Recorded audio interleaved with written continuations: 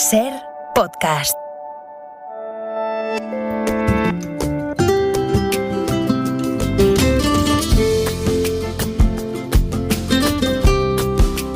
Saben que los lunes a esta hora tomamos siempre café con Iñaki Gabilondo. Iñaki, buenos días. Hola, buenos días, Sánchez. Buenos días a todos. Iñaki, que habitualmente invita a un joven o una joven. Hoy vamos a hacer una fórmula diferente. Vamos a hablar de jóvenes y lo vamos a hacer también. Yo creo que la persona que nos va a hacer de portavoz también es una joven. También es una joven. Sí. Pero antes, Iñaki, ¿qué querías comentar esta mañana? Bueno, yo quería comentar esta mañana, después de la gran cantidad de temas formidables que habéis planteado hoy en el abierto, lo que ahora ya se está empezando a observar cuando el COVID empieza la normalidad a parecerse al anterior, algunos, en fin, escombros que ha dejado esto. Por un lado, el drama psicológico de los jóvenes, que de repente hemos descubierto un problema serio.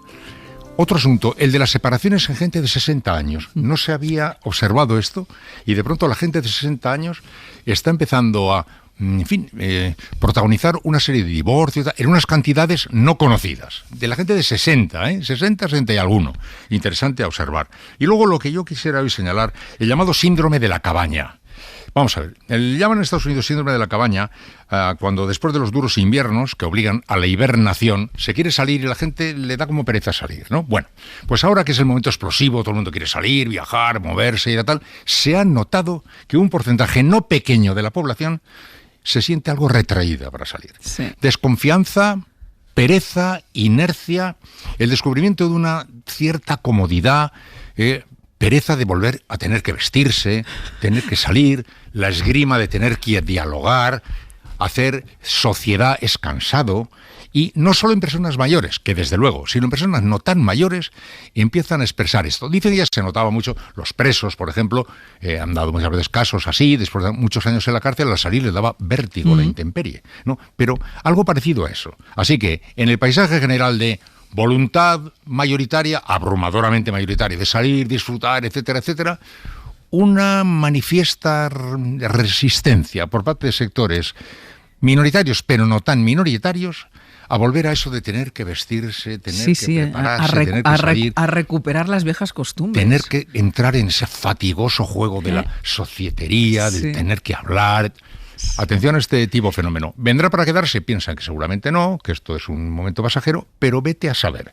Como esto va a producir cambios notables que iremos viendo con el paso del tiempo, a lo mejor este es uno, que descubrimos un nuevo paradigma de comportamiento. Sí. Y quedaba todavía un poco de dosis. Nosotros un día abrimos los teléfonos para que los oyentes nos contaran y había también un poco en determinada edad, sobre todo mayores, dosis de miedo todavía, a pesar de las vacunas, a pesar de una pequeñita exacto, dosis. El miedo está, evidentemente, pero aparte el miedo es otra cosa, decir, oye tú, pues no se estaba tan mal, ¿sabes? Un poquito aquí retraído, viéndote menos lío y menos...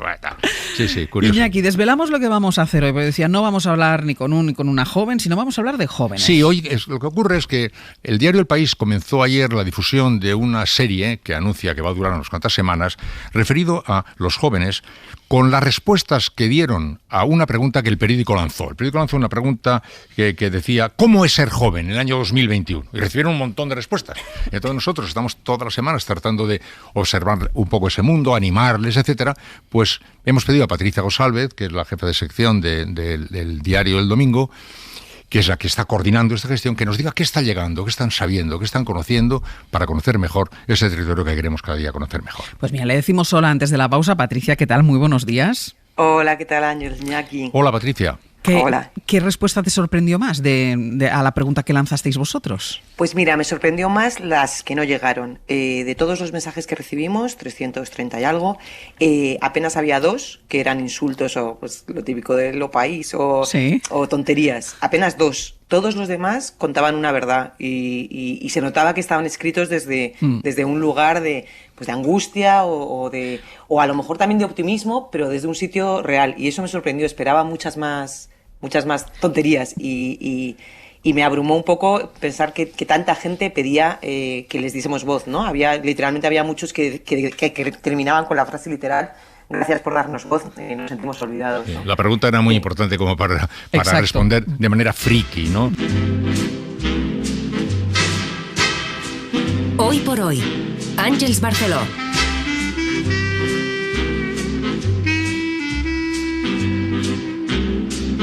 Hoy tomamos café con Patricia González.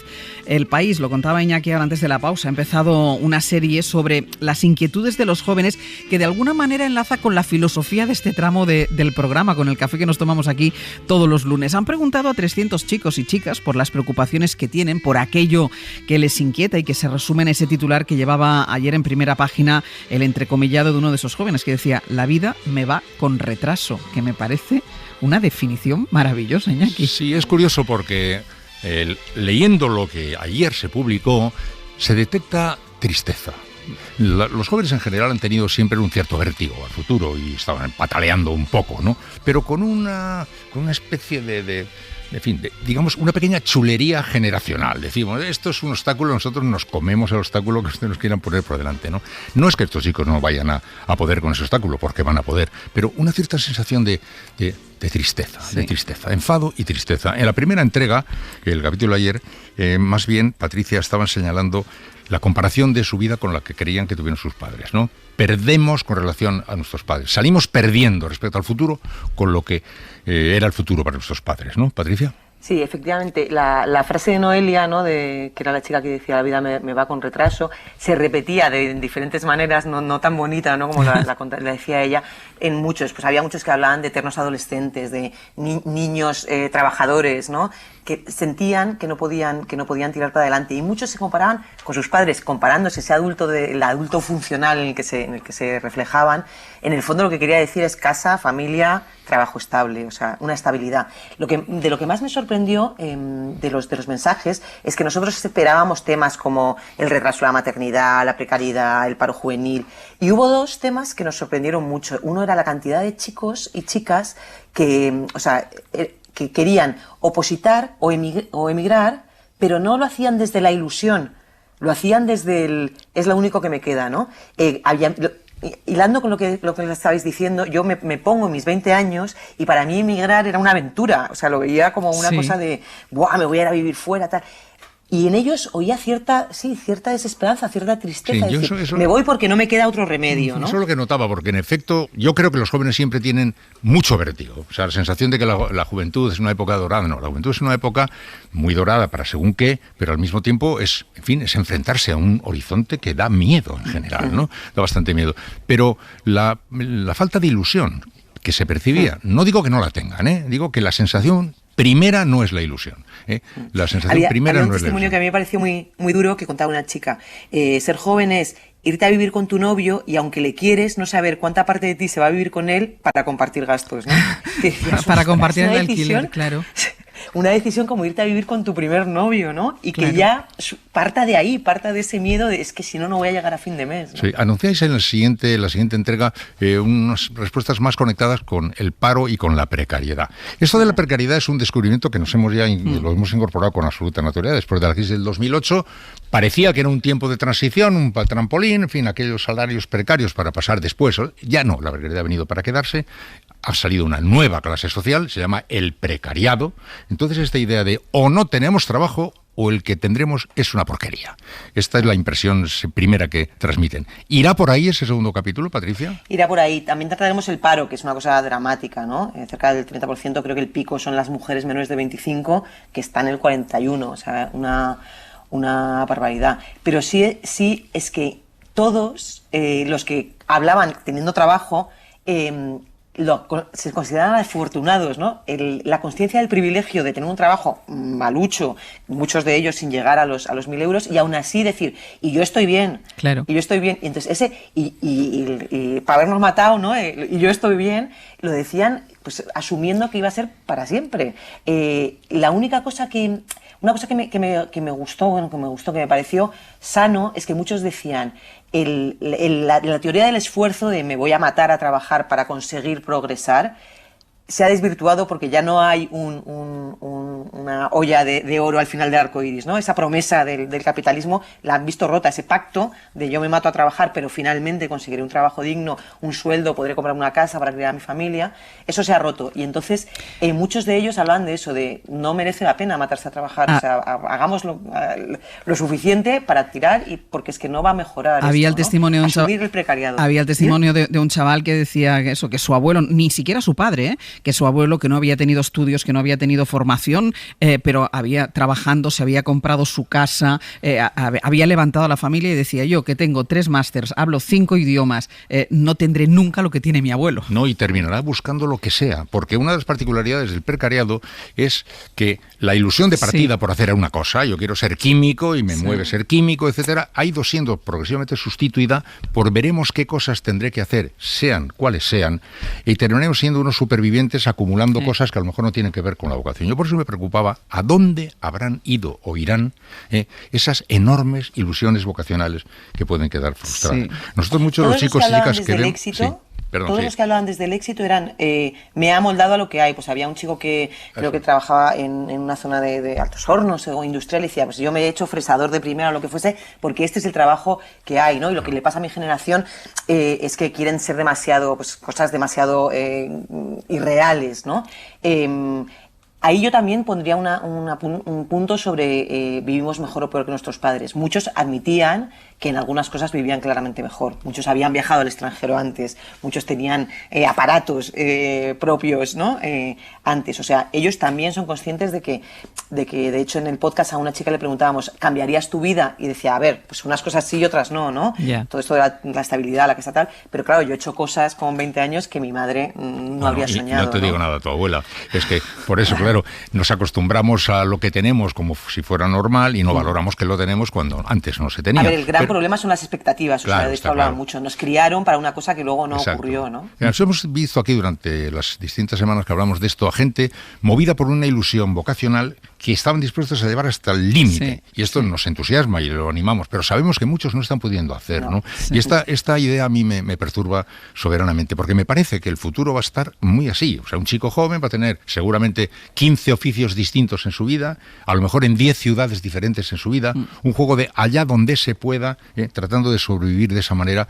Y eso es lo que resulta desalentador para el que tenga un motor de ilusión detrás, vocacional o del que sea, ¿no? ¿Hablan de la emancipación, Patricia, del gran número de gente que no puede irse de casa de sus padres? Hablan muchísimo. Era uno de los temas que en casi todo se repetía. Había muchísima gente que había vuelto o sea, que había vuelto, ni siquiera no se había emancipado, sino que había vuelto después de emanciparse. Sí, había muchos, pero muchos que habían vuelto. Había un testimonio que a mí me emocionó especialmente de una chica que decía, ¿cómo voy a pensar en tener una relación seria, en formar una familia, cuando estoy durmiendo en mi cama de 90 con mis sábanas de niña, ¿no? Fíjate, lo de la vida nos va con retrasos especialmente tremendo. En capítulos siguientes nos anunciáis que se va a hablar sobre todo de el retraso en la maternidad o la paternidad. Claro, porque el retraso, no se puede tener un proyecto de vida. El retraso en la maternidad porque tú decides organizarte de otra manera puede tener pero el retraso porque no puedes abordarlo, ¿no? Este retraso en la maternidad y la paternidad me parece a mí un problemón de 1000 demonios. Lo comentan, ¿verdad, Patricia? Y además es que ahí se juntan varias cosas, ¿no? Lo que dices. Porque por una parte, pues también quienes tenían una idea de hacer una carrera, pues sobre todo las chicas, ¿no? Que es lo que pasa con esto, pues decían, lo paro por la carrera porque pues, quiero primero desarrollarme y luego resulta que es que después tampoco porque los años que lo he parado para eso no me dan luego el dinero para poder hacerlo, pues está complicado. Y también había unos cuantos, un puñadito de gente que ya eran padres y madres y que entonces te contaban pues la increíble dificultad de a lo que tenían todos los demás, además ponle un hijo, ¿no?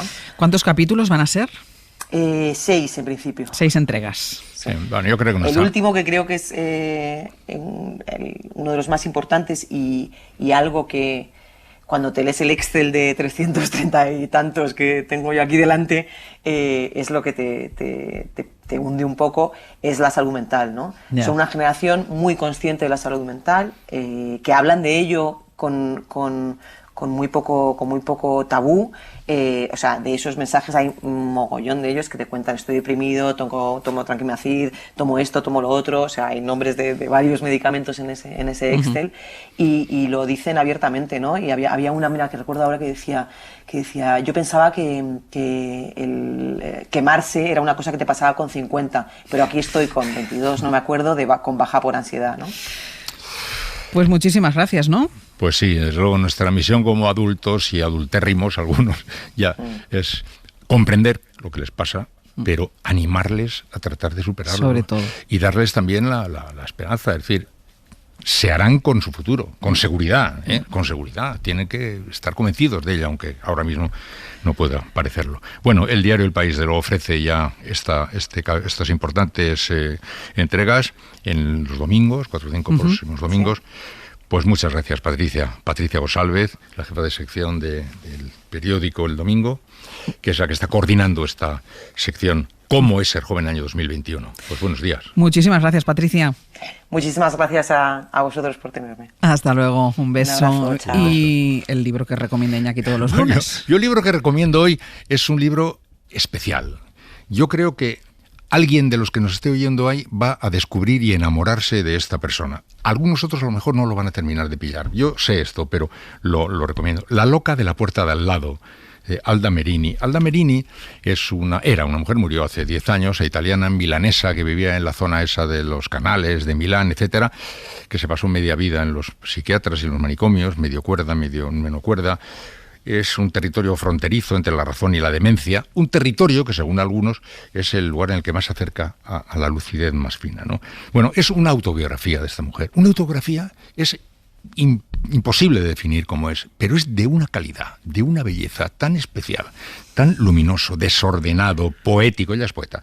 Era desordenada, poética, dramática, liberadora. Bueno, Nietzsche había dicho que la demencia es una cosa que nos parece muy, muy extraña en las personas individuales, pero nos parece lo más normal en los grupos, en los partidos políticos, en las épocas. Bueno, pues en ese territorio extraño, ahí esta mujer que nos cuenta una vida con hijos, bueno, es especialmente curiosa. En la entrada primera, la especie de prólogo, ya nos sitúa ante esta mujer muy singular, muy singular, muy singular, muy singular. Van a acercarse seguramente a un libro muy distinto a lo que habitualmente han visto. Les va seguramente a desconcertar, a muchos les va a deslumbrar y a algunos les va a constituir un descubrimiento grande. Además, nos gusta animar a las editoriales que acaban de empezar. Sí, esta es editorial Tránsito, de Madrid, tiene que 3 o 4 años, no más, pero yo le quiero felicitar porque edita un libro que además es una suculencia como objeto. Lo coges y te da goxúa, que decimos los vascos, una cosa cálida, así, grata de tocar. Bueno, un libro, a mi juicio, muy, muy interesante. La loca de la puerta de al lado, Alda Merini, editorial Tránsito, tiene 167 páginas y cuesta 19 euros. Hasta la semana que viene. Adeu, hasta la semana que viene. Adeu.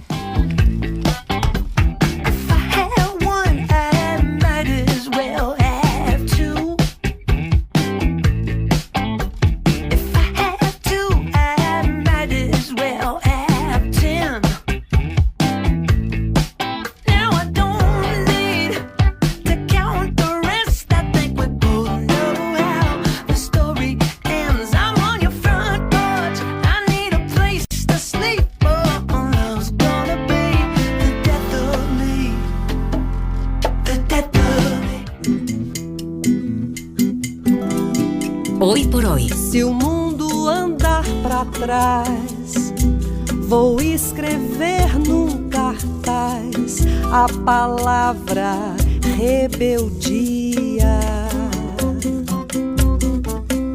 Àngels Barceló. Se a gente desanimar, eu vou colher no pomar a palavra teimosia. Estamos de lunes inaugurando semana, así que toca abrir el catálogo de las cosas que merecen la pena de la mano de Edurne Portela. Edurne, ¿qué tal? Muy buenos días. Muy buenos días, Ángels. ¿Todo bien? Todo bien. Esta mañana nos propone Edurne reivindicar la memoria de los seres queridos, los que se fueron y los que todavía están con nosotros. Una idea seguramente que está más agudizada que nunca con la llegada de la pandemia, una advertencia de ocuparnos de las cosas importantes. Y esto nos lleva a empezar hablando, Edurne, del valor de los retratos, que yo no sé si les damos la importancia que se merecen al testimonio que nos ofrece las fotografías, ¿no? Esa posibilidad que tenemos de reencontrarnos con nuestros antepasados.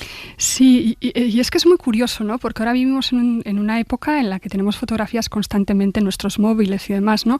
Pero estamos perdiendo la costumbre de imprimirlas. Y esto da pena, ¿no? Porque yo, sobre todo, cuando voy a casa de mis padres, yo a veces me río de mi madre y le digo que tiene altarcitos, ¿no? Porque tiene fotografías de toda la familia. Y claro, te das cuenta de que de tus antepasados, si eres de una familia de orígenes humildes, como puede ser la mía por parte de madre o padre, pues igual tienes una foto de tu bisabuela, como yo, ¿no? De mi bisabuela Bárbara, Bárbara, una de mi bisabuelo paterno, Agustín, de mis abuelos ya cuando son mayores, tampoco tengo de juventud, y vas viendo que esas fotos tienen como un lugar muy especial en la casa, ¿no?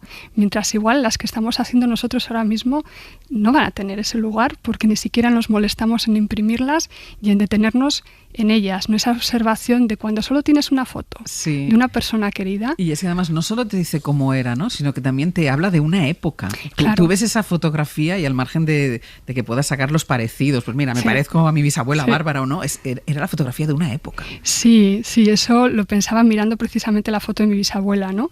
Que está, pues será de mediados del siglo XX, ella es ya mayor, es una mujer así como grandota, vestida de negro, con un brazo en jarras, que es el mismo gesto que tiene mi madre, que tengo yo, una mano así un poco extendida, parece que no le dio tiempo a posar, ¿no? No estaría acostumbrada, y unas manos grandes, ¿no? De estas de mujer trabajadora, y la ve en un barrio, que era el barrio de los pescadores de Santurce, Mamariga, un barrio pobre, sin asfaltar la calle, ¿no? Y dices, bueno, me está hablando de mi historia, pero también de una historia cultural, una historia del trabajo, ¿no?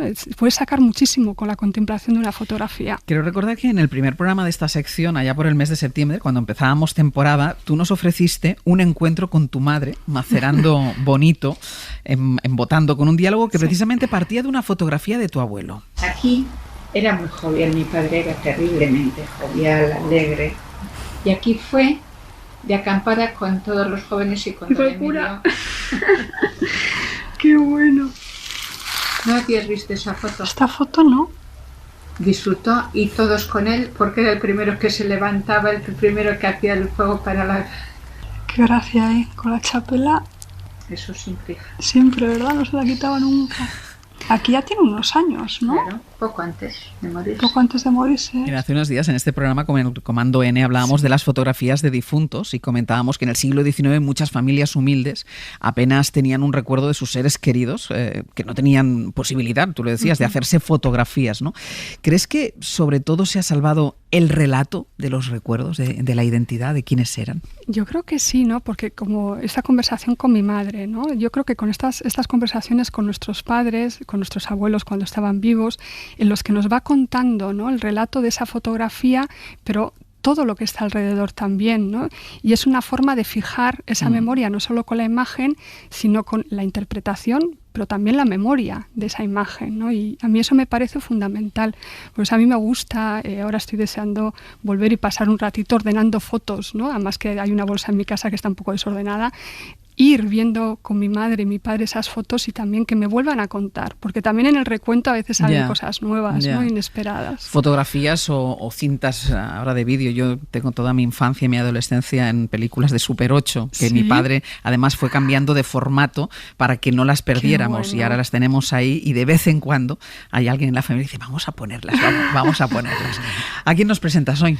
Pues hoy presento a un amigo muy querido, lo digo desde el principio, y a una persona con un talento excepcional que nos va a hablar sobre estos temas.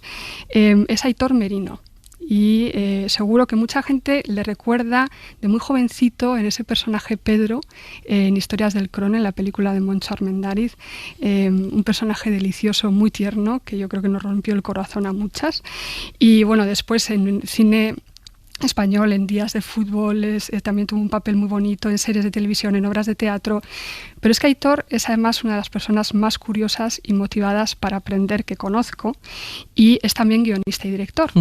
Entonces empezó con cortos, pero en el año 2013 saltó al largometraje con un documental que a mí me voló la cabeza, que es Asier eta biok, que es un documental en el que narra una amistad muy bonita, muy profunda con Asier, un chico que es amigo suyo desde la infancia y que acaba involucrado en ETA y en la cárcel. Entonces, bueno, es un documental que cambió la forma de acercarnos a las secuelas de la violencia, a entender cómo los afectos a veces complican, ¿no?, la interpretación de esta historia tan dura, y lo hizo con una sensibilidad exquisita. Y con esa misma sensibilidad ha hecho otro documental que se titula Fantasía, que es el documental que acaba de presentar este fin de semana en el Festival de Cine de Málaga. Es un documental que empieza con esta reflexión en euskera del propio Aitor. Juan de Unzuetak, amaren aldeko 8. belaunaldiko arbasoak, 1775 hil aurretik, horrela utzi zuen idatzita testamenduan, ondorengoei etziela oinordetzan ezer utziko, ez baitzuen ezer. Hori da, gaur egunera iritsi den familiaren testigantzarik zaharrena. No lego nada por no tener de qué. Juan de Unzueta, mi ancestro de 8ª generación por parte de madre, dejó así escrito en su testamento, antes de morir en 1765, que no legaba nada en herencia a sus descendientes, pues no tenía nada. Es el testimonio más antiguo de la familia que ha llegado a nuestros días. Aitor Merino, muy buenos días. Buenos días. ¿Qué tal estás? Bien. Ay, me ha conmovido escuchar la voz de Edurne sobre mis palabras. ¿Cómo definirías tú este documental, Fantasía? ¿Qué es? Es un retrato familiar. Es sencillo, es una película muy sencilla, lo que pasa que hemos estado casi 5 años de trabajo grabando el día a día de mis padres, pero fundamentalmente es un retrato y al mismo tiempo es un testimonio en el que, bueno, como todo retrato, es un retrato incompleto, porque los retratos, las personas somos demasiado complejas como para caber en un retrato. Sin embargo, también de los huecos muchas veces podemos aprender o imaginar, ¿no? Pero es un retrato en el que quería dejar testimonio del amor que nos profesamos, mis padres, mi hermana y yo, y mi abuela. ¿Y todo empieza en un crucero? Sí. Empezó hace 6 años en un viaje de crucero. Bueno, digamos, el contexto es un poco curioso porque mi hermana Maya se fue a vivir a Ecuador siendo muy joven. Yo me vine aquí a Madrid también para estudiar arte dramático. Entonces mis padres, nos han echado mucho de menos desde muy chavales. Y llevaban mucho tiempo queriendo hacer un viaje de crucero para juntarnos los 4 como cuando éramos niños y hacíamos cosas y tal, ¿no? Y cuando supimos el nombre del crucero, que se llama Fantasía, mi hermana me dijo: Aitor, hay que llevar la cámara. De ahí sale algo. De ahí sale algo. Y bueno, no dijimos nada a nuestros padres y estuvimos grabando las vacaciones. Lo pasamos muy, muy, muy, muy bien. Y después, cuando mi hermana se volvió a Ecuador, ya nos dimos cuenta de que teníamos un material ahí muy, muy valioso, porque era, en realidad, un testimonio como las vacaciones de cualquier persona. Sí. Pero hay una pureza en ese tipo de material, que no es cinematográfica hasta que no lo conviertes en película, pero en el home footage, digamos, que se suele decir en el mundo del documental, suele haber una riqueza enorme, porque lo que ocurre y lo que se graba para no ser, digamos, compartido, sino por el puro deseo de recordar, digamos, ese momento, pues suele tener un gran valor. ¿Tus padres no sabían el objetivo de esa grabación? No tenían ni idea. Y tardaron 1 año en saberlo. Ellos pensaban que los niños, mira qué graciosos, los niños lo están grabando todo. Exactamente. ¿Y les hacíais preguntas para que hicieran declaraciones y ese tipo de cosas? De todo. Yo grabé a Laitacho, es que me da cosa hasta decirlo. Dilo. Grabé haciendo caca. Se abrió la puerta del camarote y el Aita estaba haciendo caca y yo lo grabé. O sea, eso no pasó la censura después. No, no por censura, es que no tenía interés. Eso era demasiado.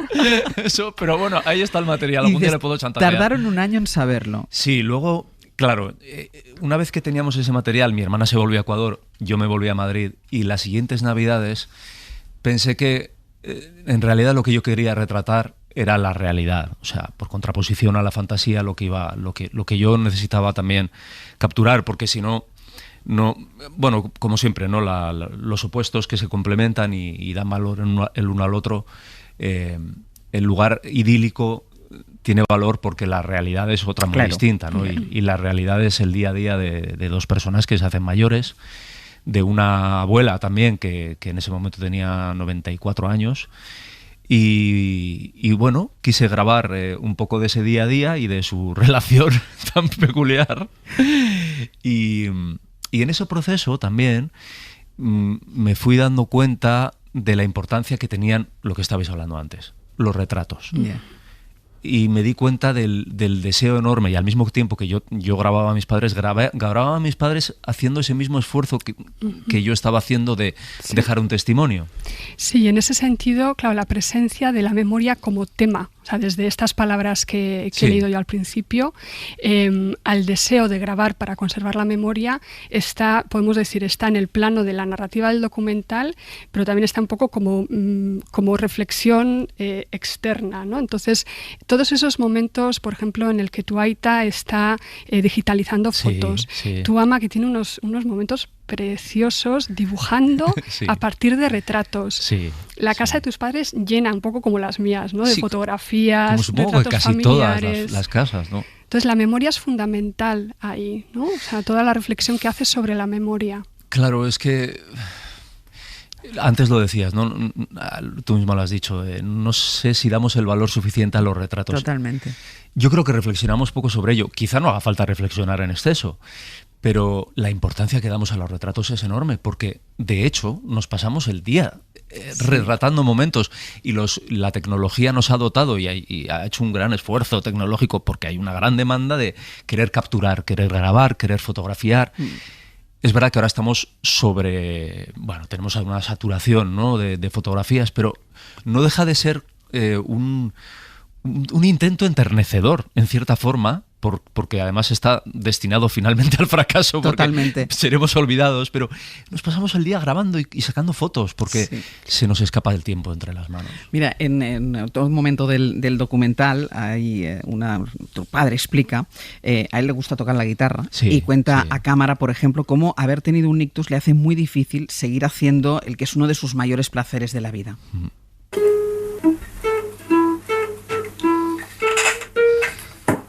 No funciona bien, no consigo coordinar esta mano con esta, entonces no puedo tocar la guitarra bien. Y claro, ahora llevo cerca de 3 años que no había cogido la guitarra de la mano. Porque ¿para qué vas a cogerla si te desesperas? En lugar de encontrar el placer, encuentras dolor. Claro, yo no sé si eso también te ha hecho parar a pensar, ¿no? Primero en la relación entre ellos, pero también el paso del tiempo sobre ellos. Ay, claro. Que quizá el día a día no nos permite, sí, pero te paras y ahora escuchando esta declaración de tu padre, quizá nunca te habías parado a pensar, ostras, es que es así. Claro, sí. Tampoco, no sé si tiene que ver con el hecho de hacer la película, sino simplemente con el hecho de vivir y de ser testigo de su envejecimiento y bueno, hasta cierto punto del tuyo propio, claro, por supuesto.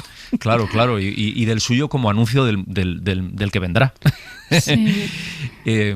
Pero sí, claro, a partir de cierta edad hay ciertas facultades que se pierden de un día para otro como algo a lo que no se le da mucha importancia. De repente, tengo un dolorcito aquí y ese dolor ya no se va, sino que va a más y luego aparece en la otra rodilla y de repente se pierde un poco de visión en un ojo, ya no vuelve y, en fin, esto es, ¿no? A mí me impresionó mucho la forma en la que tratas ese paso del tiempo porque hay una ternura en tu mirada que es infinita, ¿no? Incluso, bueno, lo que decías antes, que le sacaste a tu padre en el baño y demás, también en algunos momentos sale con su panza de unas dimensiones considerables, ¿no?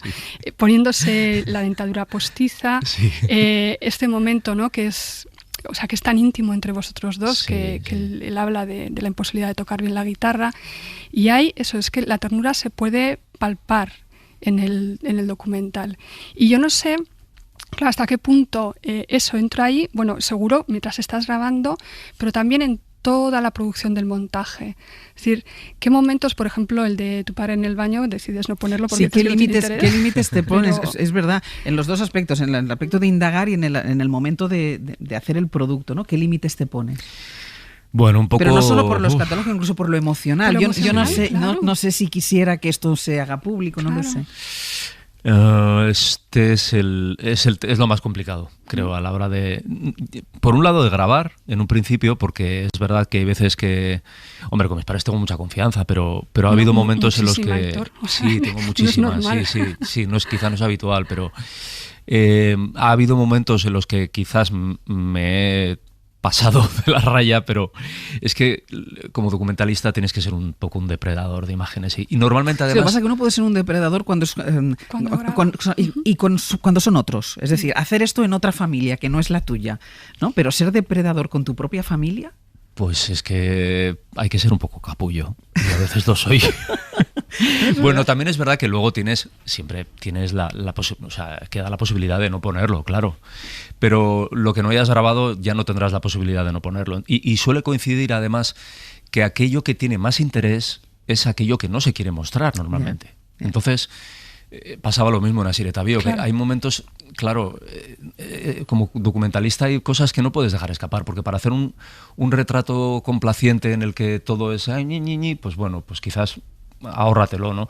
A pesar de que es una mirada, como dice Edurne, súper amorosa. No, si tú lo has dicho al principio, era para el amor que nos profesamos los cuatro. Mira, hay otro fragmento del documental en el que tu madre habla de la relación con su marido, con tu padre, explica una de sus discusiones y cómo se resuelven. El idiota de él suele decir, nosotros siempre estamos o de morros o morreándonos. Y así, pues así hemos andado toda la vida. No me pides disculpas y hasta que ya a mí, por aburrimiento, se me va pasando y digo, sí, se me olvida y volvemos. Qué buena esta confesión, por favor. ¿Te la habías planteado alguna vez? ¿O estamos o de morros o morreándonos? Es que lo han dicho toda la vida. ¿Sí? Sí. Nosotros nos pasamos la vida de morros o morreándonos. Y es que es verdad, está como el perro y el gato, pero luego... Es decir, tú les has visto discutir infinidad de veces, pelear infinidad de veces, pero quererse infinidad de veces. Claro. Bueno, es que además este material, fíjate, este es una de las partes que grabé sin que ellos supieran que estaba haciendo una película. Y bueno, aquí ocurrió lo más grande, porque yo llegué a pasar las Navidades y habían tenido una discusión por una tontería. Bueno, claro, siempre son tonterías que luego dejan sobre las que hay, bajo las que hay mucho más. Sí. Pero, pues no me acuerdo qué había sido, pero me encontré con un panorama insólito. Yo que quería grabar su... O sea, tú llegas a tu casa y tus padres no se hablan, por ejemplo. Sí, tal cual. Y era además su aniversario de bodas. Bueno, pero lo tengo todo grabado, está en la película, o sea que... No, pero se masca la tensión entre ellos y luego tu papel como hijo intentando reconciliar, además visualmente no lo voy a contar porque es muy gracioso verlo, pero visualmente Aitor como intenta unirlos cuando están completamente separados, ¿no? ¿Qué han dicho cuando han visto ya el documental montado? ¡Wow! Es que ha sido muy bonito, la verdad. Estos días ha sido... Todavía estoy... que me desborda la emoción, sí. El Aitacho me dijo el otro día una cosa también muy bonita. Casi no hemos tenido tiempo de procesarlo, sobre todo ellos. Pero me dijo que le había parecido... Creo que les ha hecho ver su propia relación, el hecho de verla desde fuera, desde mi mirada, claro. Y algunas actitudes que ellos tienen les han hecho, wow, de pronto creo que revalorizar su propia relación. Uh-huh. Estaban como dos tortolitos. Ay. Estos días estaban, vamos. El otro día nos despedimos y les dijimos, bueno, a ver si nos vais a traer un hermanito, ¿eh? ¿Y fuera de tus padres, gente de la familia la ha visto? ¿Gente de vuestro entorno la ha visto? No. Todavía tengo ganas de que sé que mi tía Maribel, por ejemplo, que nos está escuchando, mi tío Pablo, los hermanos de mi padre, los hermanos y de mi madre también. Tengo muchas ganas de que lo vean, pero sé que les va... Fíjate, el poder de la imagen. El otro día apareció en un periódico publicada una imagen en la que se ve a mi abuela con el churri, el pájaro, que está en la cocina. Y mi tía Maribel... Cuando vio el periódico, yo le mandé una foto diciéndole, mira, y yo sabía que le iba a hacer ilusión, pero no me pudo contestar hasta el día siguiente porque le embargó la emoción de ver a su madre y al pajarito que había muerto también, en la cocina de su casa, y estuvo un día en el que no me pudo ni llamar porque estaba conmovida. ¿Eras mucho de remover fotografías tú de casa antes de ponerte este proyecto, de buscar fotografías? Sí, mucho, sí. ¿Y sois familia de muchas fotografías? Sí. Somos familia de muchas fotografías, sí. ¿Y de fotografías ordenadas o desordenadas? Totalmente desordenadas. Hasta hace un año que mi madre las ordenó, pero a mí me gustaban así, fíjate, a mí me gustaban desordenadas. Yo te confesaré que tengo un mueble lleno de fotografías y siempre digo, cuando me jubile me dedicaré a ordenarlas. ¿Pero para qué? No, pero ¿para qué? Es que yo creo que es más bonito ir abriendo y ir encontrando. Claro, eso es verdad. Cambian de orden. Me voy a agarrar a esto.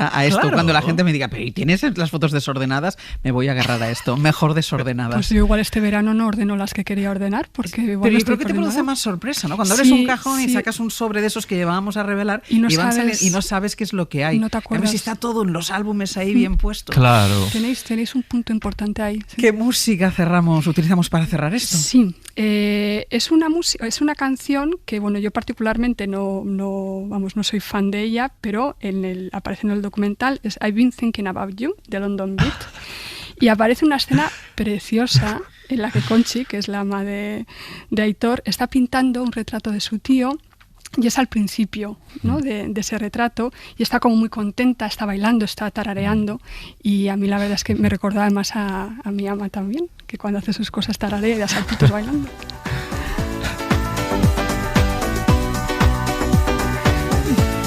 ¿Cuándo y dónde se podrá ver Fantasía? De momento lo vamos a mover en festivales y creemos que para el otoño estará en las salas más selectas. ¿Podremos verla en pantalla grande? Sí, creemos que sí. Vale, esperamos que sí. Vale. De momento festivales, de hecho vienes de Málaga. Sí. Vale, y ahí ya la has enseñado. Sí, mostró el viernes. Muy bonita recepción, muy bonito. Vale, pues increíble. ¿Primer festival Málaga? Sí. Pues primer festival Málaga, prueba superada. De festival en festival hasta que la veamos. Aitor, muchísimas gracias. Gracias, es que ricasco a las dos. Gracias. Hasta la semana que viene, Edurne. Hasta la semana que viene.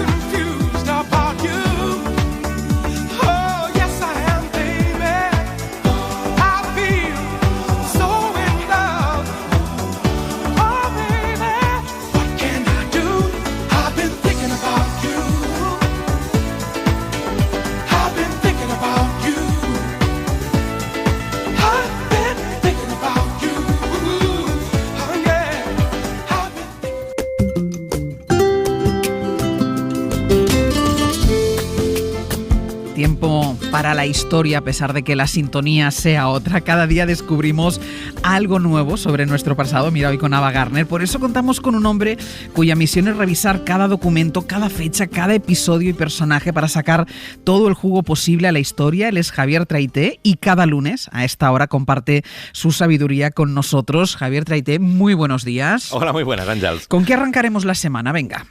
Bueno, pues es que acabamos de pasar una efeméride de estas de las que es difícil escapar, ¿no, Ángels? Ayer domingo, día 6, se cumplían 77 años de uno de los episodios más relevantes del siglo XX, el desembarco de Normandía, el famoso Día D, ese 6 de junio de 1944. Es uno de los episodios más emblemáticos de la Segunda Guerra Mundial. Además, yo creo que todo el mundo lo recuerda, primero porque lo hemos estudiado, pero además quedó inmortalizado en películas como Salvar al soldado Ryan. Exacto, ¿no? Con imágenes que no se olvidan. Pero yo hoy no vengo a hablarte del Día D como tal, sino de una historia personal, la historia de un español que vivió el Día D. ¿Hubo españoles luchando en Normandía? Porque todos sabemos de la 9 entrando en París, pero también en el desembarco. Pues mira, efectivamente, los de las 9 sí que es verdad que llegaron unas semanas después, pero en el desembarco del día 6 y justo los días posteriores no constaba que hubiera participado ningún español hasta hace unos años, que se encontró el rastro de uno, Manuel Otero, que había sobrevivido a la guerra civil, se había exiliado a Nueva York y una vez allí pues se alistó con los aliados para el desembarco, ¿no? Muriendo pues nada en la misma playa, nada más llegar. Hasta hace poco se creía que Otero había sido el único en participar. Sin embargo, hace todavía menos tiempo hemos sabido, fíjate, ¿no? Como vamos descubriendo aún cosas, hemos sabido que hubo otro español que vivió aquellos acontecimientos, pero desde las filas alemanas. ¿Las filas alemanas? ¿De quién se trata? ¿Cuál es su historia? Bueno, pues mira, se trata de Alberto Winterhalter, nacido en Lleida en 1917, de padre alemán y madre catalana, y bueno, que vivía en San Feliu de Guíxols cuando en el año 42, pues las autoridades alemanas le reclamaron para el servicio militar, ¿no? Hacía falta más gente, más carne en la guerra. El gobierno franquista pues hizo los trámites, cogieron al tipo, que tenía 25 años entonces, lo enviaron para Alemania. Y allá, pues bueno, la verdad es que no sabían muy bien qué hacer con él, ¿no? Él no sabía mucho alemán. Entonces, bueno, sí que sabía algo de francés. Tras barajar varias opciones, lo destinaron a la isla de Rennes, ¿no? Un islote francés, para que ayudara con la construcción del muro atlántico, esa gran estructura defensiva que construyeron los nazis a lo largo de toda la costa francesa, ¿no? Atlántica, pues a base de toneladas de hormigón para búnkeres, defensas, trincheras, alambre de espino, cañones, de todo, en fin. Y bueno, y en aquella isla, pues se encontró con unos cuantos españoles más. Sí, pero estos serían prisioneros de guerra. Exactamente, prisioneros republicanos que andaban, pues eso, haciendo trabajos forzados, trabajando en las defensas. Claro, ¿qué pasa, Alberto? Pues es que iba el pobre como una pelota, ¿no? Un catalán enviado a Alemania de pronto sin venir a cuento, luego destinado a la isla francesa en mitad de una guerra demencial, pues cuando vio a otros españoles, pues claro, enseguida hizo migas. Entonces congeniaron, ¿no? Vigilante por un lado y presos por el otro. Sí, claro, desde el presente siempre se nos olvida, ¿no? Que a menudo en las guerras, pues a uno le pilla la cosa como le pilla, sí, y acaba pegando tiros o huyendo de un sitio, pues no tanto por convicciones, sino porque te ha enganchado ahí la realidad, y bueno, pues sobrevives como puedes y se te ocurre. Estos en este caso, pues bueno, se hicieron amigos, se hicieron buenas migas y se ayudaron, porque ¿qué pasaba? Bueno, pues que en Rennes todo el mundo estaba pasando un hambre de narices. Hacia el final de la guerra, pues a los nazis ya no les iba demasiado bien, el suministro no abundaba, y tanto presos como soldados estaban pero caninos. ¿Qué pasaba? Pues los presos españoles se dedicaban a cazar conejos, ¿no? Con unas trampillas ahí que se fabricaban ellos y se hacían sus guisitos, y Alberto les propuso, dice, oye, compartir conmigo el guiso de conejo, yo a mis compañeros les saco aquí unas botellas de vino, que de eso sí que tenemos, y así lo compartimos juntos. Y todo esto a espaldas de los demás soldados alemanes. Sí, claro, si lo pillaban le metían un tiro, claro. Entonces, bueno, se juntaban ahí tranquilamente con disimulo por la noche, ya, a meterse el guiso de conejo y el vino. Pero bueno, entonces, ¿qué llegó? Llegó el 6 de junio.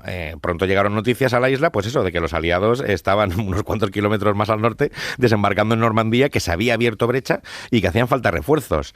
Entonces, claro, tanto Alberto como el resto de soldados fueron enviados al frente a toda velocidad, pero claro, aquello ya estaba siendo un cacao tremendo para los alemanes. Se quedaron sin camiones para avanzar. Total, que el grupo en el que iba Alberto, que además estaba lleno de fanáticos de la juventud de Hilarianas, se dedicaron a entrar en pueblitos franceses y le iban robando las bicicletas a la gente para poder ir más deprisa al frente. Ya, nazis corriendo al frente de Normandía en bicicletas robadas.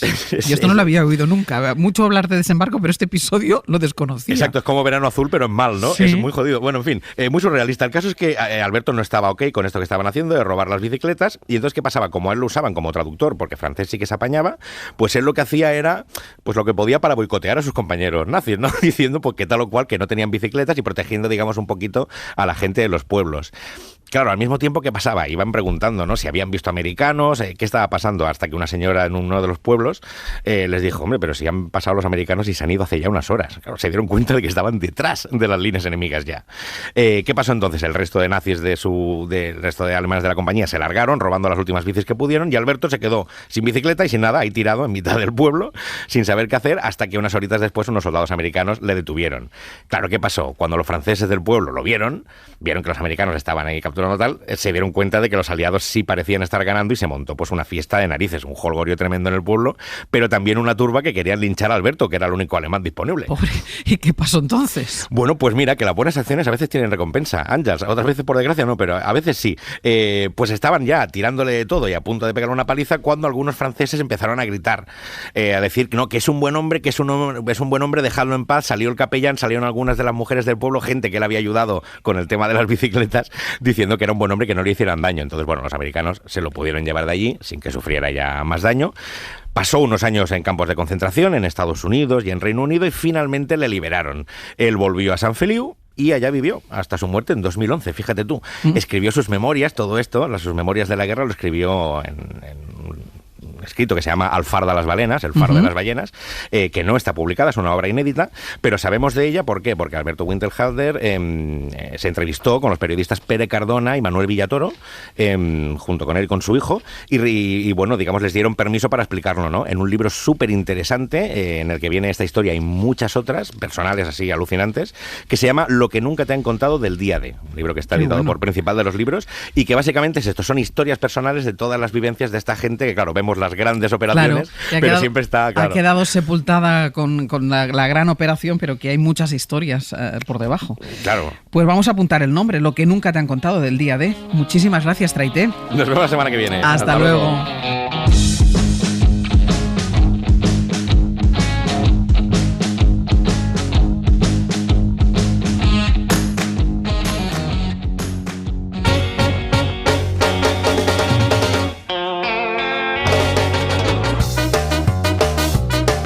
Desmontando mitos, todavía con el recuerdo del cachopo regalimando queso de hace una semana, llega otro mito a desmontar. Buenos días, Pepe Rubio, ¿cuál es el mito? Buenos días, pues hoy dejamos los rebozados y la fritanga y entramos en un mundo un poquito más complicado, la adolescencia. Hoy el mito a desmontar es: los adolescentes son insoportables, lo digo así, insoportables. 900 100 800. Si hay algún adolescente escuchando, que llame. ¿Sois insoportables? La pregunta directa que os hacemos. Que asumimos que no somos el anda ya, sino el hoy por hoy, pues que nos llamen también padres, madres, abuelas, abuelos, esos tíos o tías que un día decidieron no tener hijos y se encuentran a un adolescente insoportable o no en la familia. 900 100 800. ¿Son insoportables los adolescentes? Llamen y desmonten o no este mito. A ver, ¿algún ejemplo de adolescencia insoportable? Pues el cine deja mucho. Son esos momentos en los que deseas tener más edad. Así pintada, ¿cuántos años me echas? Por lo menos 15. Pero si 15 son los que tengo. Adolescentes, querer ser adulto y arriesgar. Venga, déjame llevarla, coño. Luego. Joder, siempre luego, pero luego nunca. Coño, ¿tú no tienes carnet? Ni tú tampoco, ¿no te jode? Ah, coño, tira para atrás, a ver si no va a haber alguien. También es probar y pasarte. Tengo la boca seca. Pero seca, que manda garrafón, Modesto. A ver, mírame. Solo tengo ganas de tumbarme hasta que se me pase. Tú lo que tienes es una resaca de cojones. Bueno, hasta ahora nos podemos reconocer muchas y muchos porque todos pasamos por la adolescencia. ¿Y qué me dices de ese ligar por primera vez y negarlo? ¿Qué haces con ese? ¿Estáis enrollados? Si ni siquiera le conozco. ¿O de esas primeras fantasías que se normalizan? Te lo juro, y se lo hizo con la negra. Ahí, delante de todo el mundo, con la playa llena. Sí, cabrón. ¿Pero tú eres gilipollas o qué te pasa? ¿Cómo se va a tirar a la negra esa con la playa llena de gente? Pero tío, que ayer lo normal. Fantasías normales y primeras realidades. Estoy embarazada. ¿Qué? Primeras exigencias. Mucho va a tener que estudiar usted para que eso me dé el alcance para selectividad. Y lo más de lo más, esos momentos en los que tus padres son lo peor. Deja de avergonzarte de mí, de decidir por mí. Me niego a hacerme vieja y darme cuenta que me he convertido en alguien como tú. Yo no quiero vivir tu vida de mierda, mamá. Yo soy rebelde porque el mundo me ha hecho así. Y luego se te ha olvidado que para los adolescentes todo es antiguo, lo que viven ellos es histórico. Sí, es una cosa como que tu hija o hijo te ponga una canción como esta. Te sientes bien a un paso de la luna. Que te diga que pasará la historia del pop, que tú le digas que no, que necesita tiempo, que ella diga que quién te ha dicho esto, que tú le digas, bueno, que sé, pues Fernando Neira, y que te responda que ese Neira es como tú, un señor mayor que no tiene ni idea. Esa es la realidad que tú has sacado de la ficción, del cine y las series, pero ahora en serio, ¿has hablado con adolescentes de verdad? Sí, hemos hablado. He hablado con 2 chicos y 2 chicas de entre 15 y 17 años. Les he preguntado directamente, ¿sois insoportables los adolescentes? El primero que responde es Santi. Bueno, pues no sé quién habrá hecho esta pregunta, pero ya está asumiendo que somos insoportables. Pues yo creo que realmente no, como cualquier persona, los adultos, los niños, los ancianos, pues hay gente peor, hay gente mejor, gente insoportable, gente no insoportable, pero no creo que se pueda decir que los adolescentes somos insoportables. Pero si alguien está escuchando esto, pues que se quede con el mensaje de que, como toda la gente en general, hay gente majísima en todas partes. Claro, yo creo que te lo ha dejado bien clarito, Pepe. Bueno, hasta ha puesto en duda la pregunta del mito de hoy. Y vamos con Ana.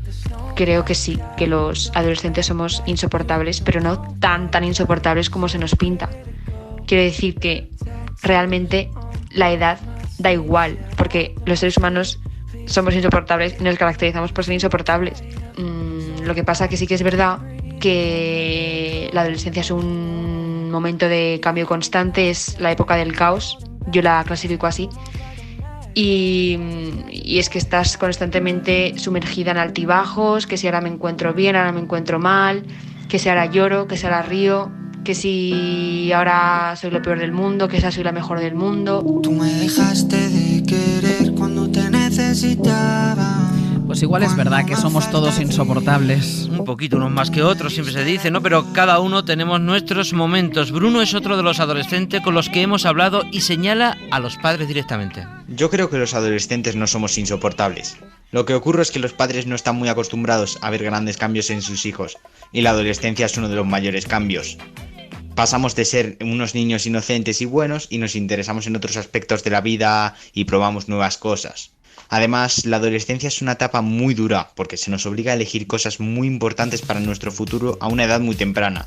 Además, estamos sometidos a un montón de tipos de diferentes presiones y nos preocupamos sobre todo por el qué dirán. Uy, el qué dirán a esas edades, que todas dan muchísima vergüenza. Algunos esa vergüenza no la superan en la vida. Y termino con la cuarta adolescente, Iris. Es verdad que vivimos las cosas con más intensidad porque muchas experiencias son nuevas para nosotros, porque tenemos que empezar a ser más independientes y a la vez preocuparnos de sacar buenas notas, porque conocemos a gente nueva que puede influenciarnos, también nos separamos de personas con las que hemos estado toda la vida. Por ejemplo, también tenemos que empezar a pensar en nuestro futuro y tomar decisiones que son importantes y nos resultan difíciles. Yo no sé, yo creo que es que definiría ser adolescente, no sé, es como estar siempre en una montaña rusa.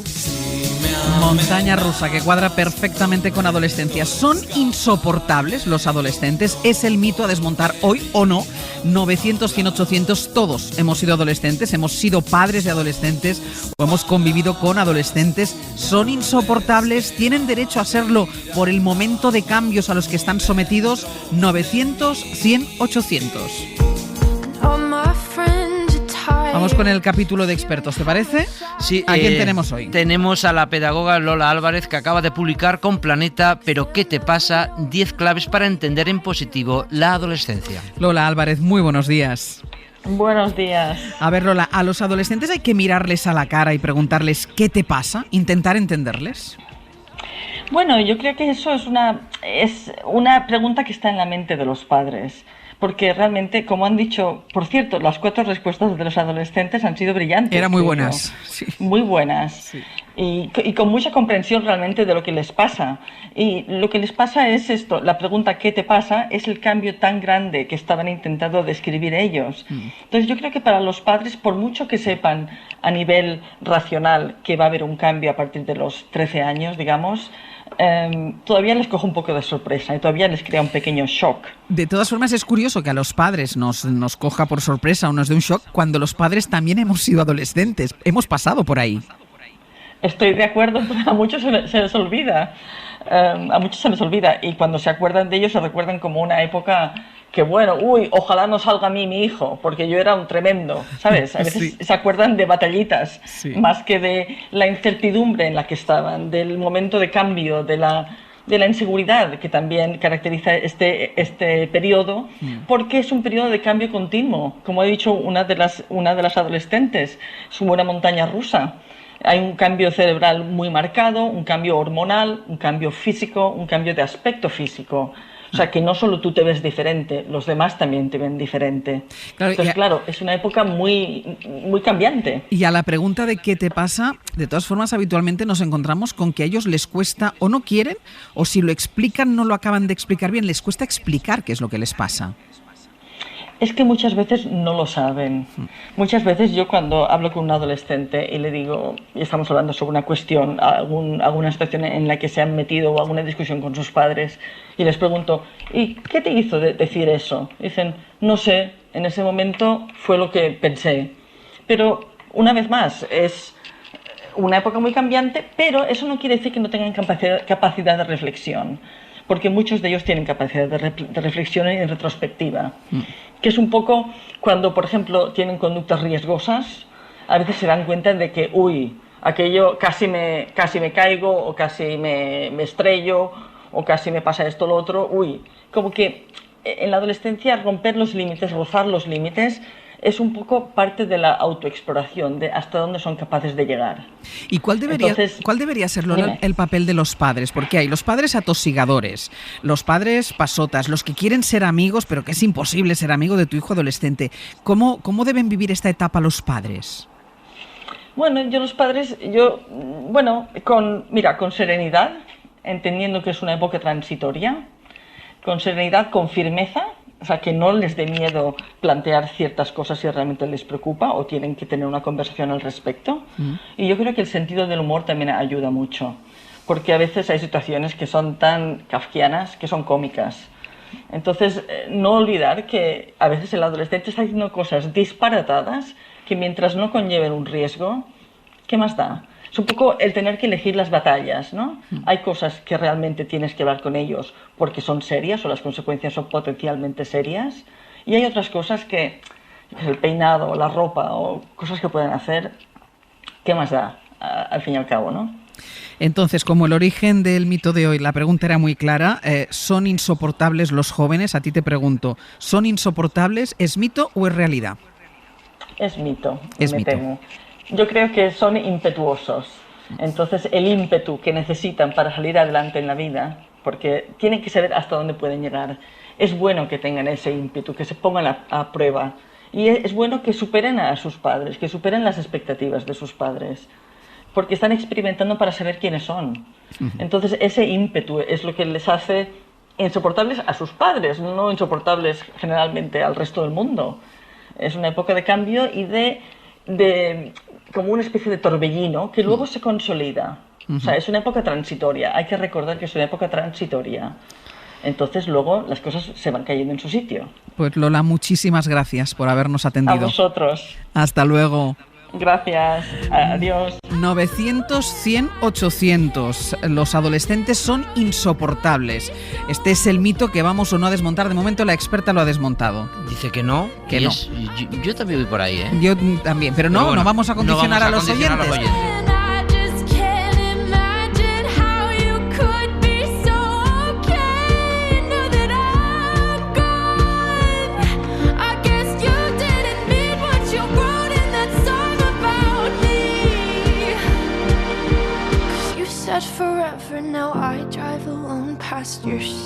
Hoy por hoy, Àngels Barceló. Dime ya por qué, dime por qué te fuiste, dímelo bebé, dime ya por qué no me llamas, es que no me extrañas, dime por qué. Desmontando o no el mito de esta semana, ¿son insoportables los adolescentes? 900, 100, 800. ¿Tú qué tal fuiste como adolescente, Pepe? Pues fui complicado, para no olvidar, pero no por mala persona, sino porque me daba por hacerme de tribus constantemente diferentes. Lo mismo, por la mañana era breaker de breakdown, por la noche era gótico, el fin de semana era mod. Es decir, tenía a mis padres locos, me pintaba los pelos, los ojos, no sé, hacía cosas muy raras. En un pueblo, imagínate. ¿Te centraste después? No del todo. Yo nunca me he centrado, no del todo. Nunca me he centrado del todo. Ahora tengo como 20 y tantos años. Para que te hagas una idea. Estás en proceso. Venga, sí. La pregunta que tienen que responder nuestros oyentes para ver si desmontamos o no el mito, 900, 100, 800. ¿Son insoportables los adolescentes? La experta nos ha dicho que no son insoportables. Vamos a ver qué dicen los oyentes. Aurora desde Santa Cruz de Tenerife, muy buenos días. Hola, buenos días, Ángel. ¿Son insoportables los adolescentes? Totalmente en desacuerdo. Yo no he llamado nunca a un medio de comunicación, esta es la primera vez que lo hago. Gracias. Y me alegro de que sea contigo y con tu equipo. Y es que este tema me toca especialmente porque yo de adolescente lo pasé muy mal y me comprometí conmigo misma a que iba a entenderlos cuando fuera mayor, me dediqué a la enseñanza, no olvidar lo que yo sentía cuando era adolescente y lo conseguí. Y bueno, ahora ya estoy jubilada, pero estuve 43 años con niños chicos de 13 a 18 años. Simplemente son chicos desorientados y confusos, que están en un momento de cambio muy importante y hay que entenderles, hay que escucharles. A veces resulta un poco molesto, a veces hay que reconocerlo, pero están muy desorientados y muy confusos. Pues tuve una gran relación con ellos, mucha empatía y ellos conmigo. Pues Aurora, muchísimas gracias, porque gracias. Tú también cuentas como oyente y como experta, porque 40 años dedicada a la adolescencia son muchos y como años. Adolescente, y como adolescente que me recuerdo, tres posiciones. Exacto, Gracias. Estás en todas las posiciones. Un beso, Aurora, muchísimas gracias. Ángel, hasta luego. Belén desde Zaragoza, muy buenos días. Hola Ángel, buenos días. ¿Qué tal, Belén? Yo como la audiencia anterior, tajante y rápida, no son insoportables los adolescentes, son los padres. Los padres son los insoportables. ¿Por qué? ¿Por qué? Sí, porque no saben tratar a los chicos, no se están dando cuenta de que, yo soy madre ya de un chico que ya no es adolescente, ya tiene 26 años, pero he visto que creen que siguen teniendo niños, entonces no les dejan actuar, no les dejan opinar. No. Para mí hay muchos padres insoportables, los adolescentes no. Pues ha quedado también muy clara tu respuesta, Belén. Muchísimas gracias. No está mal esa vertiente. No está mal tirado. No, porque hay padres que te claro, sí, claro, que claro, están protegiendo. Mucha de la responsabilidad y es que exacto, que también es una adolescencia la de ahora muy diferente a la de antes. Mabel desde Valencia, muy buenos días. Hola, buenos días, Ángel. ¿Qué tal, Mabel? Muy bien, pues mira, pues mi experiencia desde madre y desde hija, ¿vale? Tengo un hijo de 20 años, yo ya voy a cumplir ahora 52, y lo que sí sé es que si yo eché de menos a mis padres que me acompañasen en el camino de mi adolescencia, de ese crecer a esta madurez, y fue un poco difícil, yo cuando mi hijo ha sido adolescente, bueno, que ahora ya tiene 20 años, ya está muy bien.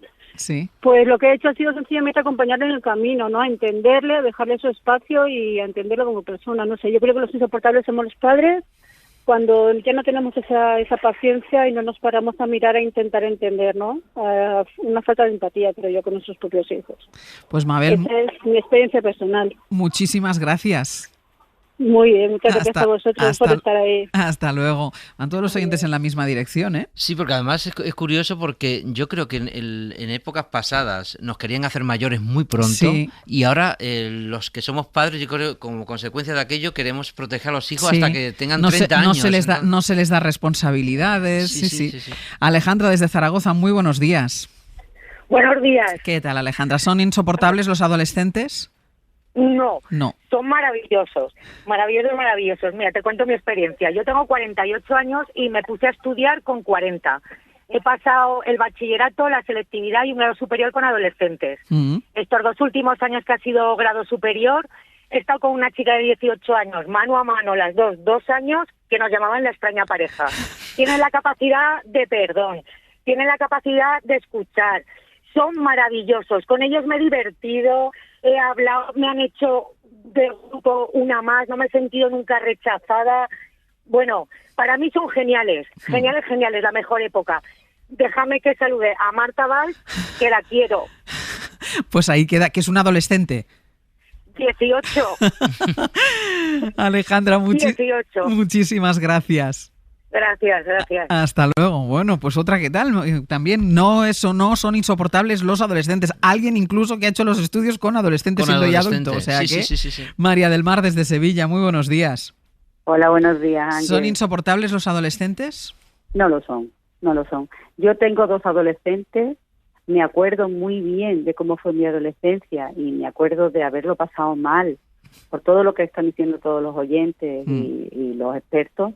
Y trabajo con adolescentes en un voluntariado porque yo soy educadora en el movimiento Junior. Sí. Y lo que más me gusta entre niños y adolescentes siempre son los adolescentes y preadolescentes.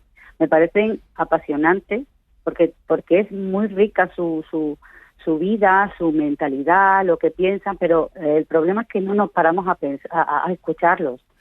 Y nos olvidamos de cómo éramos nosotros y de los problemas que teníamos. El problema es cuando los padres nos ponemos en el otro lado del espejo y nos olvidamos totalmente de cómo fuimos.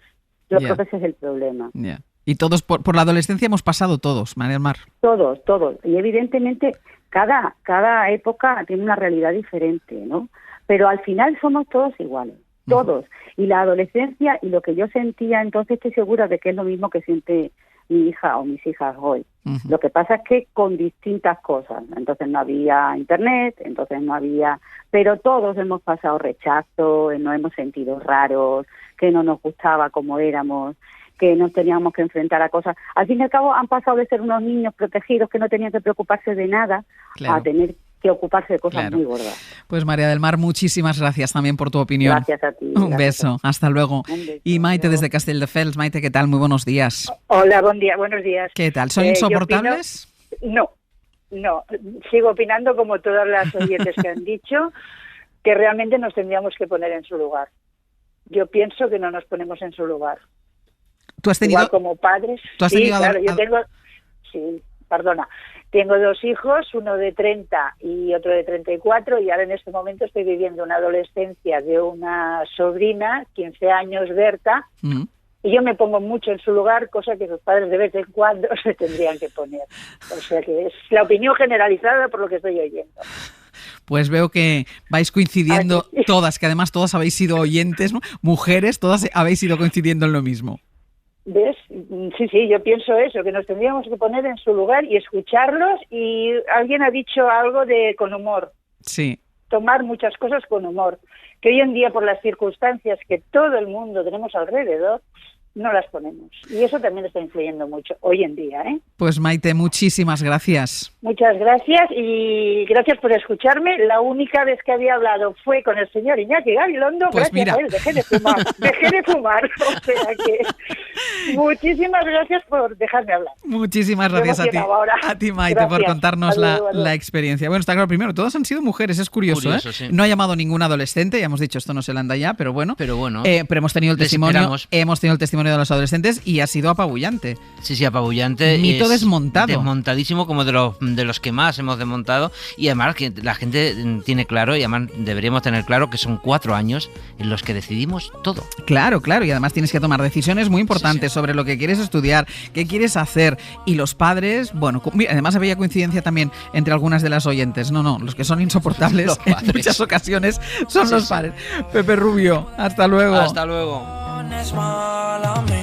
Aceleraste mis latidos. Es que me gusta todo de ti. De tú a tu parte, ¿cuál he sido? Es que me gusta todo de ti.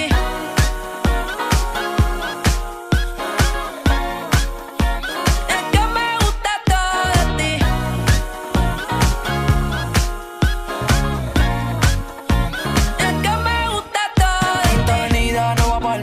Sabes que para ti siempre estoy on call. El arrastre me gusta ponerle en fall. El jogger large, la camisa small.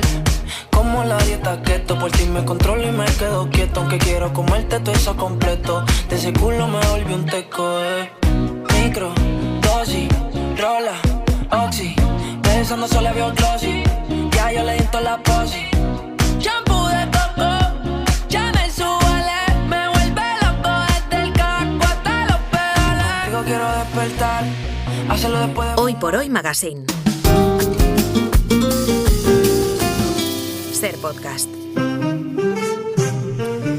Hoy estamos muy cinematográficos. Les hemos contado antes en El Abierto cómo la policía franquista seguía los pasos a la actriz Ava Gardner. Se está celebrando el Festival de Cine de Málaga. Hemos entrado en la semana del centenario de Luis García Berlanga. El jueves pasado, si recuerdan los oyentes, ya repasamos la filmografía de Berlanga con Javier Ocaña. Y hoy Severino Donate nos trae la historia de la mujer que se cayó del rollo de celuloide de una de sus películas, de Plácido. Cualquier parecido con la realidad es, bueno, ya saben.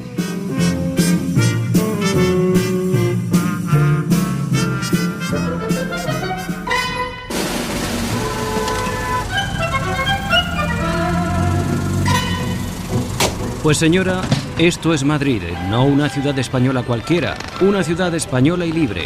Y esta es su plaza con más renombre, la Puerta del Sol. Las cosas más importantes suelen ocurrir aquí.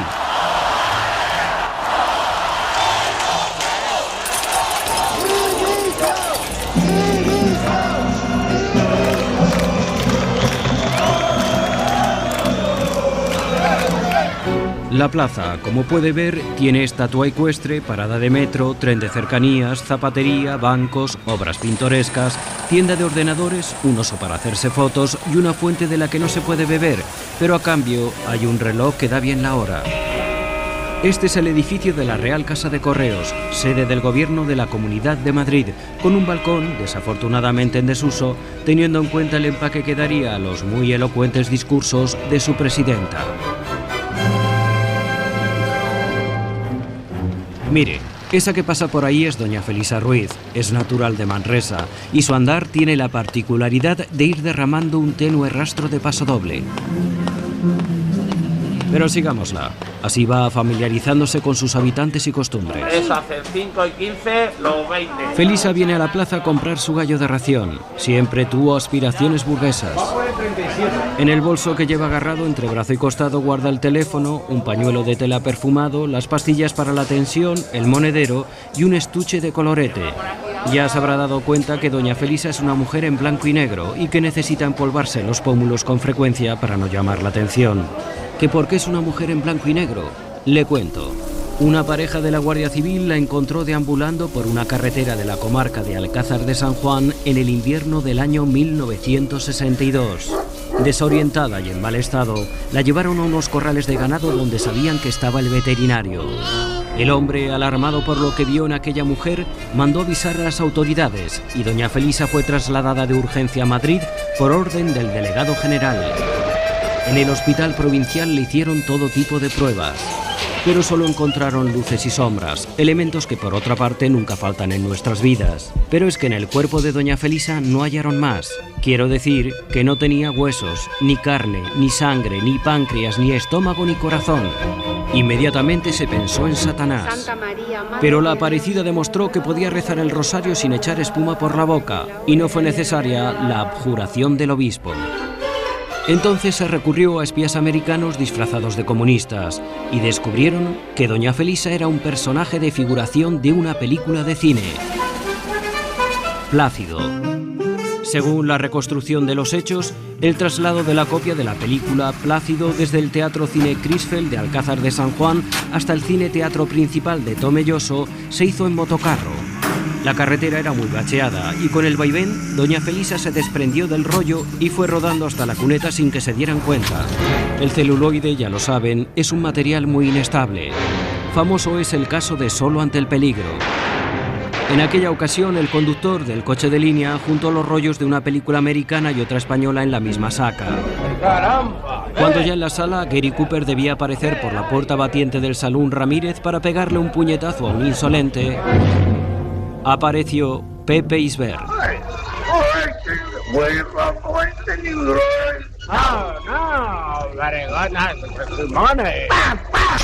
Los americanos se lo tomaron mal, hasta llamaron a consultas al embajador, y para calmar a la Casa Blanca hubo que modificar el Pacto de Defensa de Madrid y añadir más bases americanas.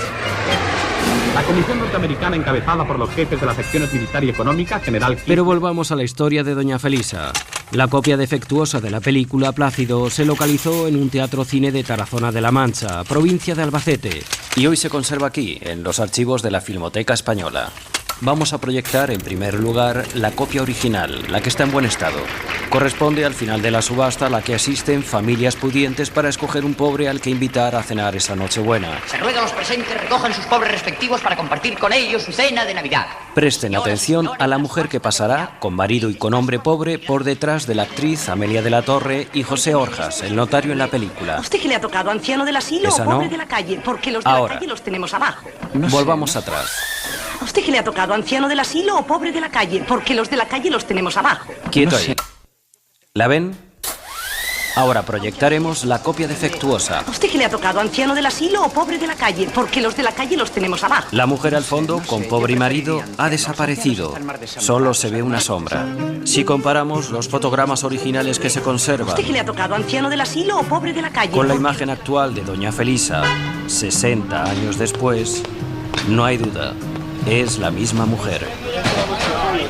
Hoy doña Felisa Ruiz camina por las calles de Madrid sin que nadie repare en ella, pero hace 60 años era una celebridad. Escoltada por motoristas, policías a caballo y carrozas bellamente engalanadas, desfiló por las calles de ciudades y pueblos de toda España. Los periódicos y emisoras de radio anunciaban su llegada. La taumatúrgica mujer fílmica. Las corresponsalías extranjeras expandían la noticia. El sobrecogedor fantasma celuloidal. Los teatros programaban pases especiales. La Venus que escapó del cinema. Todos la reclamaban. Vamos a recuperar algunos fragmentos donde se la puede ver participando en muy diferentes eventos. En una gran gala cinematográfica se hace la entrega de trofeos de los mejores de Triunfo. Aquí, doña Felisa acompaña al director Luis García Berlanga a recoger el premio Triunfo de 1962. Berlanga recibe de Ardavín el premio a la mejor película española, Plácido. En el Estadio Metropolitano... En las siguientes imágenes, ahí está, hace el saque de honor en un partido de fútbol benéfico. Vemos a Lezama, Zarra, el ariete de la furia. Durante aquellos meses de fulgurante éxito, participó en los más variopintos actos, como madrina en la botadura de un barco. Las tijeras pasan a la mano de la madrina que dan el corte simbólico de las ligaduras. Y por supuesto en el Festival de Cine de San Sebastián. San Sebastián en estas ocasiones ha visto desfilar a los artistas de notoriedad mundial. Entre ellos vemos a Kirk Douglas. La verán ahora rodeada de admiradoras. Vemos y admiramos a la vez Ahí está. a estas primeras figuras femeninas del séptimo arte. Reparen en esta escena. En conmemoración del aniversario del alzamiento nacional. Es el 18 de julio del año 1963. El generalísimo Franco, acompañado por su esposa, saluda a las distinguidas personalidades en los salones de palacio y en los jardines. Doña Felisa saluda al dictador Francisco Franco. Pero los yeyes fueron ganando terreno y apareció el Sinca 1500, Claudia Cardinale, los casetes, los turistas en chanclas. El interés por Doña Felisa se perdió y acabó disolviéndose en la normalidad. ¿Y qué más quiere que le cuente de Doña Felisa? No se mete en política, solo cree en el garrote vil y San Dimas, aunque con la pensión tan corta que les queda a los incorpóreos, no tiene para ir al cine y al teatro y debe conformarse con asistir a las misas y fiestas de guardar. No todos los días salen buenos. Hoy, ya casi mediodía, primavera avanzada del año 2021, en esta ciudad de embozados, cañas a la madrileña y vacunas, se siente un poco desenfocada. Si por lo menos estuviera don Luis.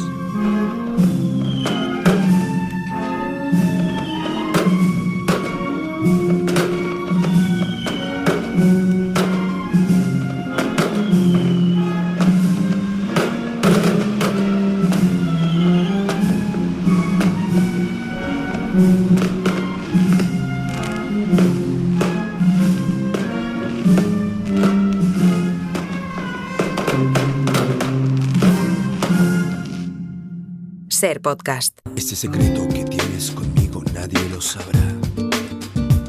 Este secreto quedará escondido una eternidad. Yo te aseguro, nunca diré nada de lo que pasó. Y no te preocupes que todo lo nuestro queda entre tú y yo. Este secreto ¿De que tienes qué hablamos de secretos? ¿De qué vamos a hablar? Sí, bueno, ya no sería secreto porque ya ha sido confesado públicamente, pero es a que... millones de oyentes. Exacto. El miércoles pasado, en La Ventana, sucedió esto. Yo como harina. Harina para, pues una cuchara de harina. Para que te comes una cuchara de harina. Sí, Sí. Bueno, harina. Eres la primera persona del mundo que conozco que se come la harina así a cañón. Yo pensaba que encontraría una pollo. No, yo uso harina para cocinar, para hacer diferentes cosas, pero comerme una cucharada de harina. ¿No te gusta? ¿Sí, en serio? Sí. No lo he visto nunca. No, nunca. Y mira que he visto gente comerse cosas raras, pero o sea, una dice cucharada Chicote, de harina, mira nunca. que he visto a gente comerse cosas raras. A mí, ¿sabes qué pasa? Que como esto ya me lo había contado Francino, como que lo he interiorizado y no me sorprende. Ya es normal, sí, ¿no? es normal. Yo pienso en Francino que come harina. Pues Sí. nosotros lo hemos comentado esta mañana, pero Pepe y yo, por ejemplo, nos retamos la semana pasada a ver quién se atrevía a hacerlo el fin de Sí, semana. me salió la cara blanca como un payaso. Yo no lo he hecho. Eso es que es imposible, eso solo puede hacer yo Francino. no lo he hecho. Yo le digo a Pepe que sí, que lo haga Pepe. No. Y entonces, ¿a qué conclusión habéis llegado? Vamos, conclusiones puede ser ninguna. un secreto de Francino y que esté así de bien por la cuchara de harina. Sí, pero conclusiones no hemos llegado a ninguna. Lo que hemos dicho, nos hemos puesto a hablar de estos secretos que son inconfesables y que vamos a confesar ahora mismo. Ah, vale. Entonces Como dejará por de ser ejemplo. inconfesable. Vale, la cucharita de harina, pues eso no lo hacíamos ninguno. Pero la cucharita del colacao, de un momento pasarte por ahí. Pero eso no es un secreto, eso lo hace todo el mundo, menos yo que no me gusta el colacao. ¿Lo hace todo el mundo? Yo creo que sí, ¿no? ¿Cómo no Mira, te va a yo gustar pensaba el que era colacao, Ángel? Bueno, me encantan los grumitos, me encantan los grumitos. Perdón. Ana Usle, me encantan los grumitos. Y el colacao noir. Yo hay unas bolitas en unos árboles que hay en Madrid. Bueno, de pequeño en mi pueblo hay un árbol silvestre que es el almez, que nace en el monte ahí, en mi pueblo, y los niños cogemos las bolitas y no las comemos. porque están Pero muy unas ricas. rojas chiquititas. No, son negras, son negras. Son negras.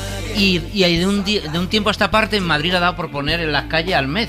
¿Y te Qué comes fuerte. las bolitas? Y se llenan de bolitas, la gente no lo sabe. y Pero se es comestible. Sí, se comen. ¿Están ricas? Seguro que son venenosas. Y yo me encaramo en los árboles con mis niños y tal, y comemos bolitas y la gente nos mira como con... Qué raro, ¿no? Que te miren Pero así. por el encarame, no O sea, por comeros las yo me bolitas. encaramo por los árboles con mis niños y la gente nos mira mal. Mira, qué Normal cosas, que os qué miren, cosas te normal. pasan. Sabéis que tengo un cuerpo casi perfecto. Que Sí. ya Eso venimos sí, tratando eso sí. como un tema Es obvio, que Sergio. ya Sí. viene. Y el otro día tuve como un acceso de ansiedad. Entonces me compré Te un pasa poco, fuet, ¿no? Lo de la ansiedad. me encerré en casa y me lo comí entero. Un fuet entero. Un fuet entero. Qué rico. Luego Claro, me, es que- me sentí como un miserable. Pero el fuet está muy bueno. Tan bueno. El Bueno, si lo haces fuet una es- vez al mes no pasa nada. Además yo respiraba y me venía Cataluña entera. Pero de No los es comer buenos. cosas No, no, secretas, hombre, es comer dije, en ya que voy a secreto, pecar, el mejor que yo lo fuet. hago. Ah. Y entero. Claro, Sí, comer en un secreto fuet- es un otra fuet cosa. bien, ¿no? Pero sin pan ni ¿Y nada. a ti te gusta No, que esté claro. durito? A mí duro, pues depende de la ocasión. Que no se quite la piel, quiero decir. No con la piel, claro. ¿Tú te metes por la boca cualquier cosa? Hoy por hoy.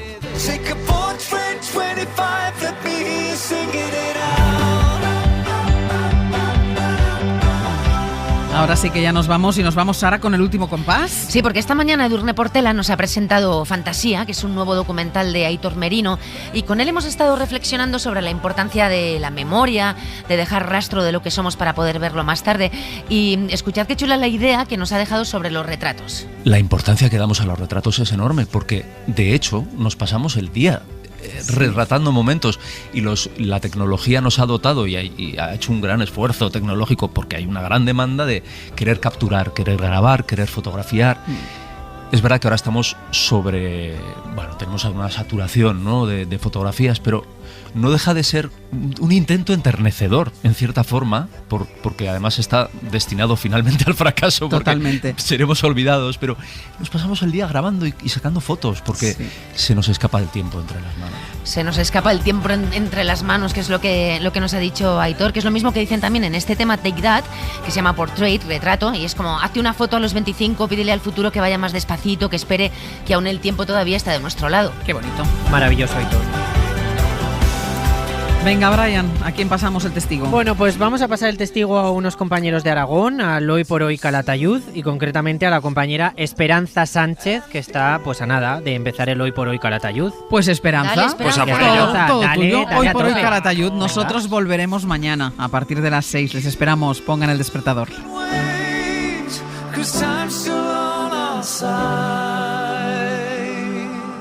Take a portrait 25, let me hear you singing it out.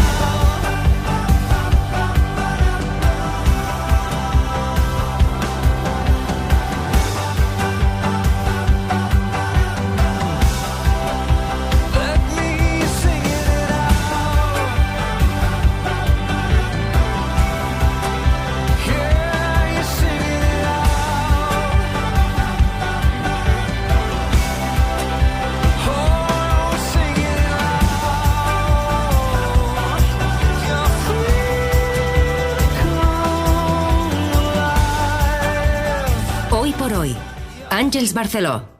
Suscríbete a Hoy por Hoy. Todos los episodios y contenidos adicionales en la app de Cadena SER y en nuestros canales de Apple Podcast, Spotify, iVoox, Google Podcast y YouTube. Escúchanos en directo en la SER de lunes a viernes a las 6 de la mañana. Cadena SER. La radio.